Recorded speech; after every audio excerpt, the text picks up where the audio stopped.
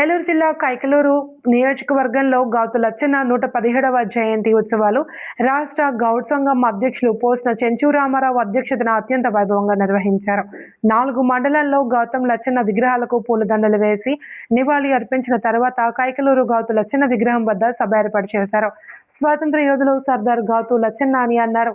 అప్పటిలోనే పాదయాత్ర చేసి జనాల సమస్యలను వెలుగు చూపిన స్వాతంత్ర యోధుడు సర్దారు గౌతు లచ్చన్న అని వక్తలు కొనియాడారు. బ్రిటిష్ వారు అప్పటిలో తలకు 10,000 రివార్డు విధించారని, అలనాటి స్వాతంత్ర యోధుల్లో గౌతమ్ లచ్చన్న ఒకరు అని 117వ జయంతి జరుపుకోవడం చాలా సంతోషంగా ఉందని వార్తలు కొనియాడారు.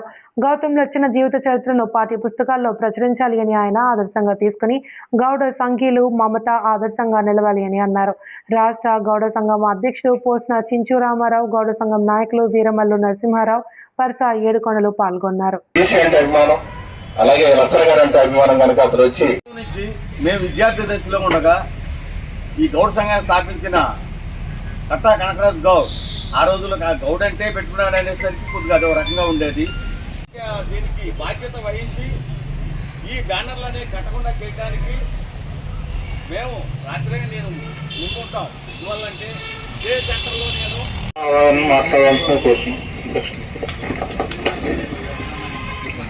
సహకరించుకుని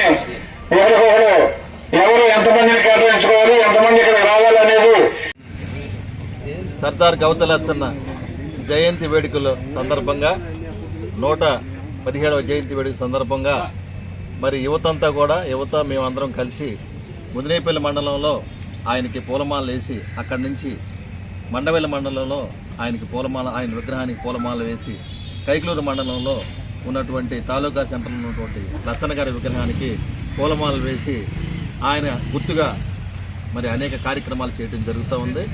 ఇది ఒక 20-25 ఏళ్ళుగా జరుగుతూ ఉంది. ఇది మాకు అలవాటు చేసింది ఎవరంటే నారాయణ గారు, పుల్లయ్య గారు ఆయన అలవాటు చేశారు.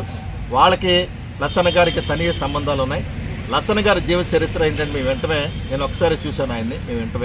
ఆయన జీవిత చరిత్ర చిన్నప్పటి నుంచి కూడా రాజకీయాలన్నా మరి రాజకీయ అంశాలన్నా కూడా ఆయన చాలా ఇంట్రెస్టు. ఆయన యుక్త వయసు వచ్చినప్పుడు వాళ్ళ అమ్మగారు మరి పెళ్లి చేసుకోమని అడిగినప్పుడు, అమ్మ స్వతంత్రం రాలేదు, స్వతంత్రం వచ్చిన తర్వాత నేను పెళ్లి చేసుకుంటాను అన్నటువంటి మహానుభావుడు. అలాగే స్వతంత్ర సమరంలో ఆయన పాల్గొన్నప్పుడు బ్రిటిష్ వాళ్ళు ఆయన తలకి 10,000 రూపాయలు రివార్డు ఇవ్వడం జరిగింది. దాని తర్వాత ఆయన అనేక ఉద్యమాలు చేయడం జరిగింది. ఇవాళ ముఖ్యమంత్రులు వాళ్ళ జగనన్న కానీ అలాగే చంద్రబాబు నాయుడు కానీ ఇద్దరు కూడా పాదయాత్ర చేసి వాళ్ళ అధికారాన్ని చేజిక్కించుకున్నారు. ఆయన ఎప్పుడో వీళ్ళందరికన్నా ముందే పాదయాత్రకి అర్థం చెప్పినటువంటి మహానుభావుడైన శ్రీకాకుళం నుంచి మద్రాసు వరకు ఆయన బీసీ వర్గాల యొక్క హక్కుల కోసం పాదయాత్ర చేసినటువంటి మహా వ్యక్తి అయినా. అట్లాగే ఎన్జీ రంగా గారు ఆయన గురువు. ఈయన 2 చోట్ల నెగ్గితే ఎన్జీ రంగా గారు ఓడిపోవడం జరిగింది.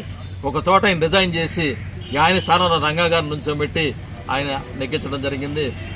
ఒక గురువుగా ఆయన శిష్యుడిగా ఆ యొక్క అభిమానాన్ని ఆయన చూపడం జరిగింది. ఇవాళ చాలా చిన్న పదవులకి ఆశపడి మరి పీకులు కోసేసి రాజకీయంగా పీకులు కోసేసేటువంటి మనుషులు ఉన్నటువంటి ఈ రోజుల్లో అలాంటి మహానుభావుడు.